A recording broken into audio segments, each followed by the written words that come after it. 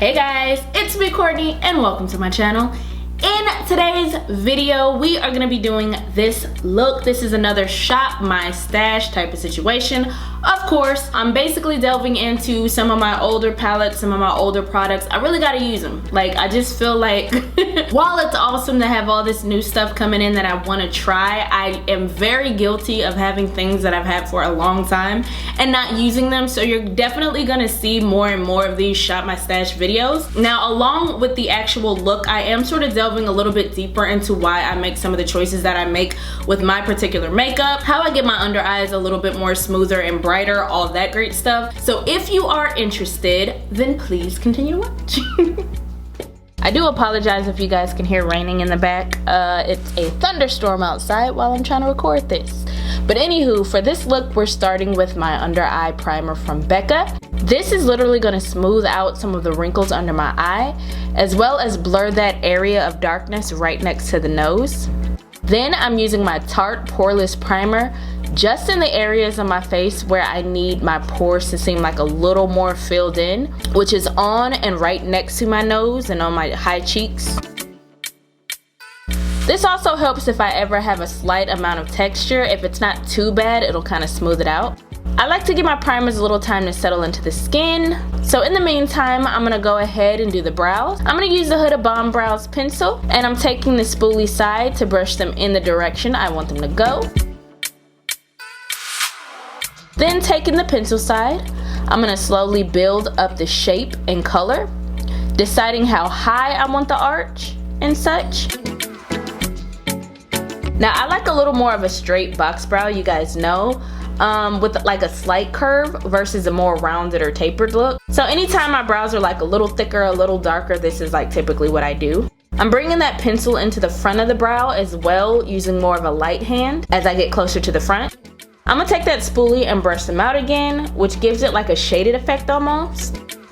Then I'm using my Urban Decay brow blade in dark drapes, and I'm gonna use the pencil side first on the outer brow. This pencil is gonna be slightly darker in color, so it's gonna help with like the gradient effect we're going for. Then we're using the pen side to create the brow strokes in the front, pulling them a little further outward from the brow, I guess inward more so. And brushing them again to blend it out. Next, I'm taking the concealer that sort of matches the lighter tones of my skin, and I'm going to clean up the under portion of the brow, giving it a more straight and concise look. And as I get to that outer portion of the brow, I'm curving the hand slightly to account for just a tiny arch. This is also going to cover up any of those straggles of brow hair. Then I'll blend out that concealer, and that's the brow. Moving on to the eyes, we're using the ABH eye primer. This will help the pastel blue show up a little more on the skin. Now for this look, I'm taking the Latte 2 palette from Dominique Cosmetics and using Matcha. I'm going to pack that onto the outer lid at an angle, packing first, then blending. Now once we get the depth we want, then we'll blend the outer edges into a wing. I'm also going to pack that on the inner lid space as well, blending it up into the crease. Back in the palette, I'm taking Frappe to the center of the lid, blending where needed. Next, I'm using my Stila liquid liner, oldie but a goodie, to create my wing.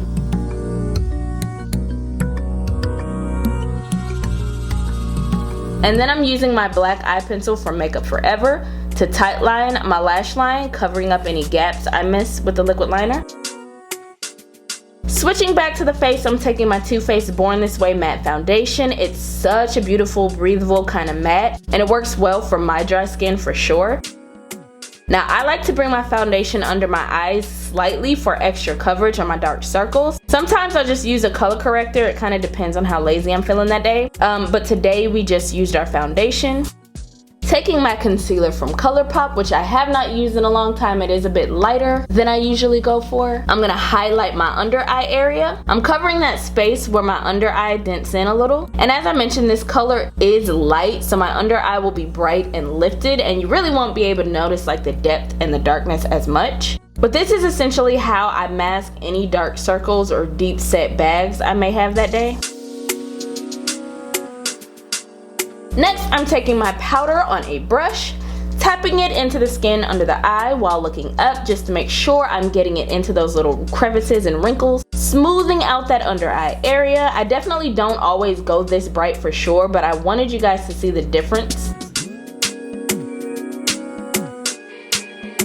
I'm gonna highlight the rest of the face per usual and blend. Because it does still have a little foundation on it, I'll use the butt of my blender to sort of blend when it's necessary throughout the entire look.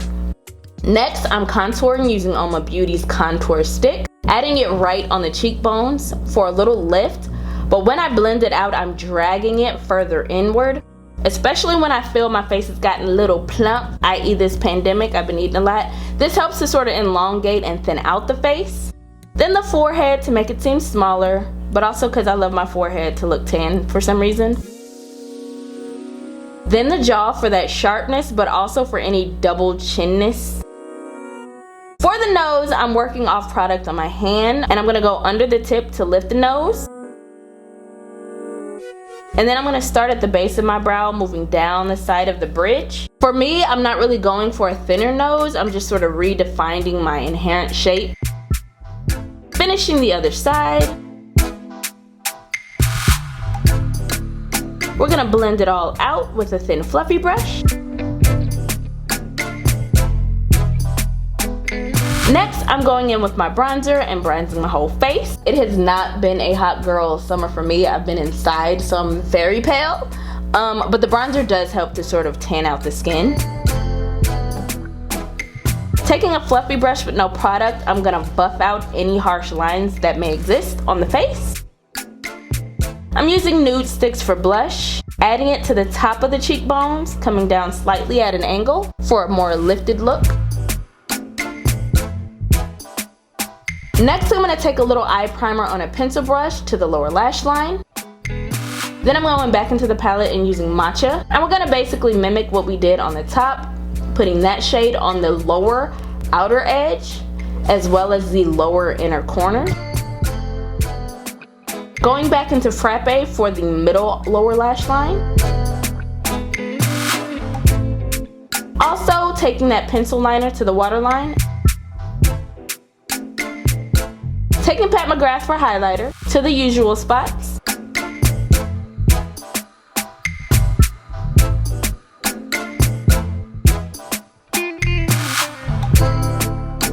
Now this is about the time I'll add my brow mascara. Putting everything else on tends to take a little bit away from the pigment of the brow, so adding the tint in later helps the color come back, if that makes sense. And I'm gonna go ahead and add lashes here.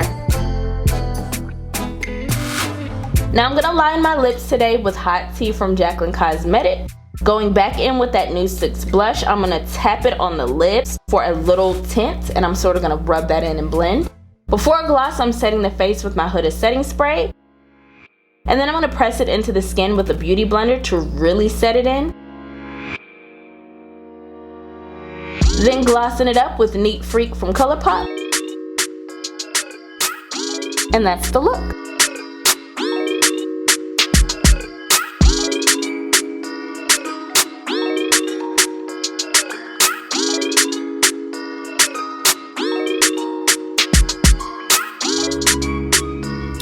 Guys, that about does it for me. Hopefully this video was really helpful. Hopefully it was fun, entertaining, inspiring for sure. If so, please give me a thumbs up. Be sure to like, comment, subscribe, share the video if the mood suits you, if it's in your heart to do so, and I will see you guys in the next one.